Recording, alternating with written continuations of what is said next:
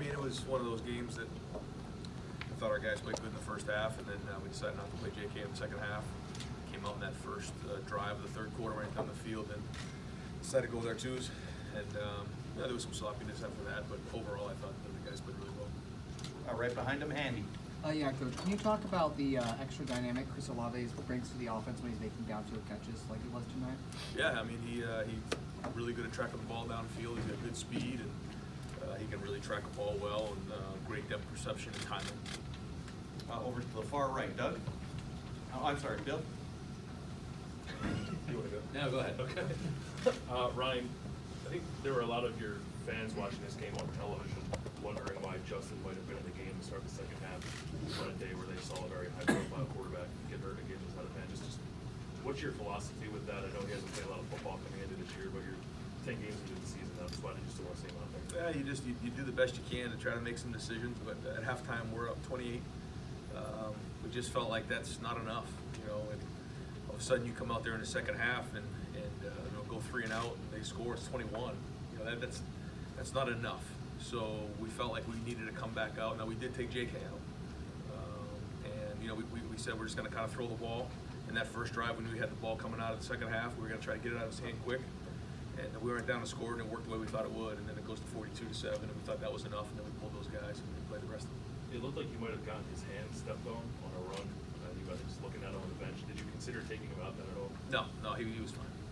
Right behind him, Nathan. You talked all season about how this schedule kind of broken down into these chunks. I'm just curious how you see these next 2 games in front of you and their importance in the calendar. Yeah, I mean now all focus. The minute that game went to 0 is on Penn State and get ready for this next run. And you know, we got to do everything we can to prepare for this game, and it starts right now.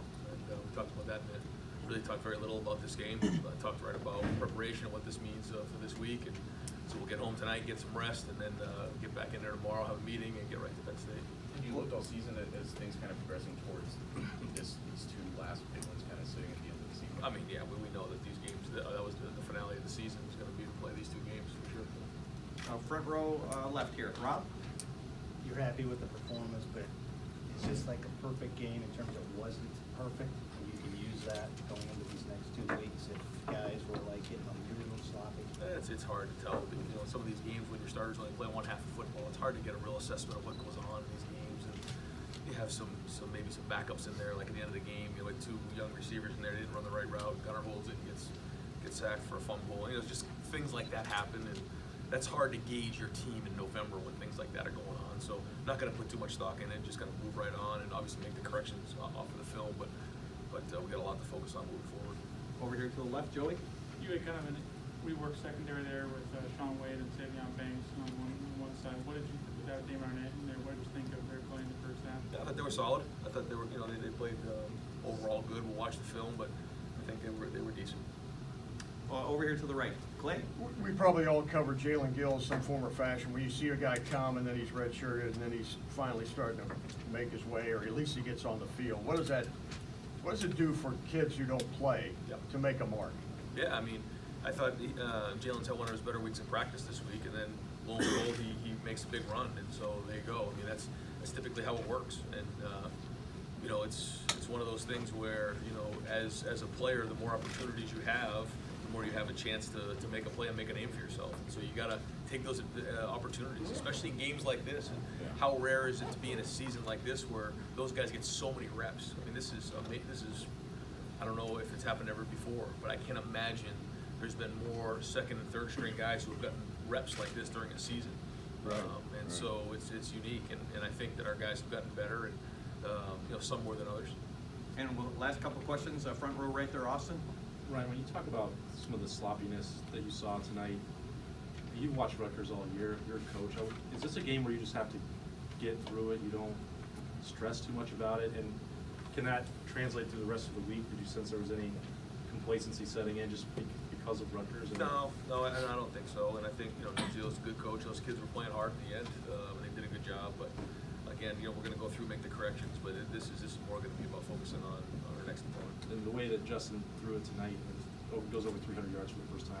How have you seen him progress in the last couple of weeks throwing football? Well, again, he only really played one half of football in the first drive of the second half, and I believe he had over 305 yards, and JK has 92 yards, and decided not to play him. He really wanted to play in the second half, and we took those guys out. And, it just goes to show you how unselfish they are. It's not about their stats. If you look at, you double those stats right there, maybe you could throw up over 500 or 600 yards.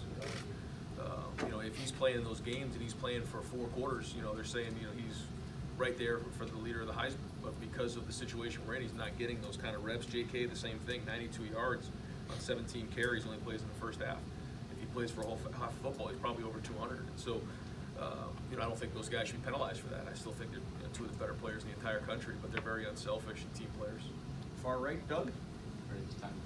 You mentioned a couple times the idea of all the backups getting so many reps this season. Is that good? Is that bad? It is what it is. You can't control it. You have Right. to do that. So what do you think? It is what it is, I guess. The good thing is that you're creating depth, and those guys are getting opportunities to get better, which they have. They have gotten better as the season has gone on, for sure. It's just, I guess, like you said, it is what it is. We're going to deal with it, and it's a good problem to have, for sure. But our team has gotten stronger because of it.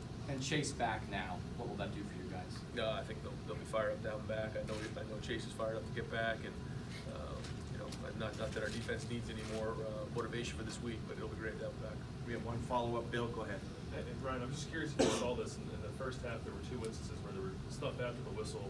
Your guys kind of popped up and maybe it looked like they were going to go back, and then Haskell grabbed Tyreek and Sean grabbed Cam Brown. Just what did you see in those moments? Yeah, awesome. I told Tyreek I was really proud of him there, and same thing with Cam. He was right there, and we had some long talks about that after last week with a couple of those things, and we talked about it. And those guys, it's not easy to do in the moment, but it's all about creating habits. And if you do it where in practice you walk away from the situation, then you'll do the same thing in a game.